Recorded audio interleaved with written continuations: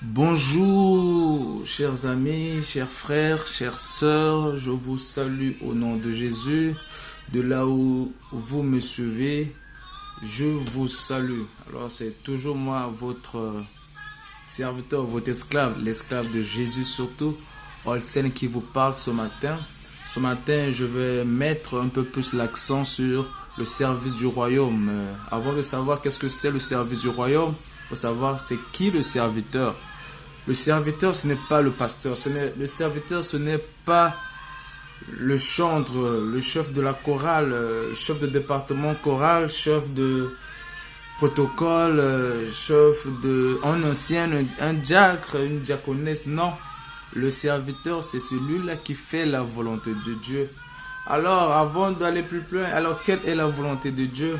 La Bible dit dans Matthieu 6, à partir du verset 29, que sa volonté soit faite sur la terre comme au ciel. Mais quelle est donc cette volonté? Quand la Bible a souligné, soit faite au ciel comme sur la terre. Donc la volonté de Dieu existe au ciel. Alors en tant que serviteur de Dieu, nous avons la mission de refléter cette gloire, cette volonté sur cette terre.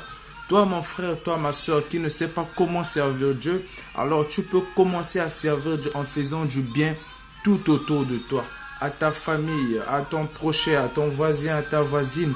Commence à faire le bien, mon frère. Et quel est ce bien? Comment tu peux dire que tu aimes ton frère ou tu aimes ta soeur si tu ne lui parles pas de Jésus?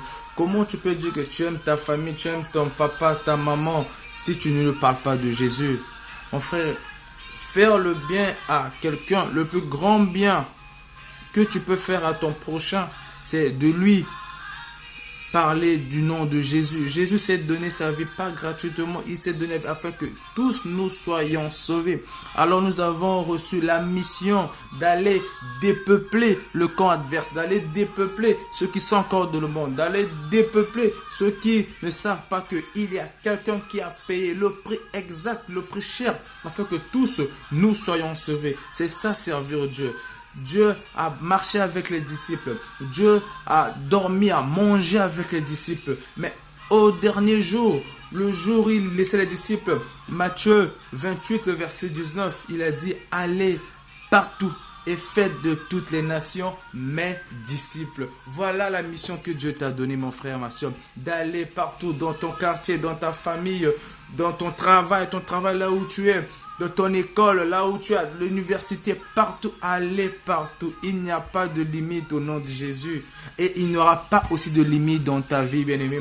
Dans Puissant, la Bible dit, il partait de lieu en lieu, d'un royaume vers un autre, bien-aimé. C'est ça, on n'a pas de limite. En tant qu'enfant de Dieu, on ne peut pas avoir de limite.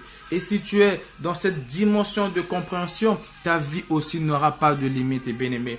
J'aimerais te prendre un exemple aussi simple. Une personne qui reçoit un salaire d'1 million, 2 millions, 3 millions, mais à un certain donné, cette personne a tellement couvert tous ses besoins dans ce gros salaire-là, mais à un moment donné, il se rend compte qu'il veut maintenant vivre au-dessus. Voilà. C'est la même chose, bien-aimé. Tu dois vivre au-dessus de ce que le monde te présente, bien-aimé. Le monde nous présente beaucoup de choses, mais avec Dieu, on n'a pas de limite. Alors, tu dois vivre dans l'illimité. Le forfait spirituel que Dieu te donne, c'est un forfait illimité. Mais sois connecté, fais sa volonté, sers Dieu, bien-aimé. Sers Dieu et tu verras que Dieu va te payer. La Bible dit, l'ouvrier mérite un salaire. Alors, tu dois le servir.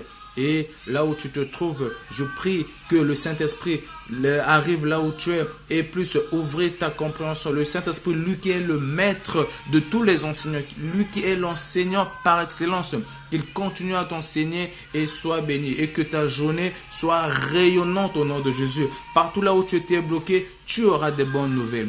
Partout là où tu n'arrivais pas, tu verras des facultés surnaturelles. Dieu te le donne afin que son nom puisse briller. Car il a dit dans Malachie 3, le verset 18, vous verrez de nouveau la différence entre ceux qui me servent et ceux qui ne me servent pas. Alors, mon cher, fais ton choix. Tu veux être serviteur de Dieu ou tu veux être quelqu'un d'autre? Tu veux demeurer être juste un enfant de Dieu ou tu veux augmenter cette passion, cette soif-là d'être celui qu'on appelle les serviteurs de Dieu? Quand tu es serviteur de Dieu, tu es mis à part. Bonne journée au nom de Jésus.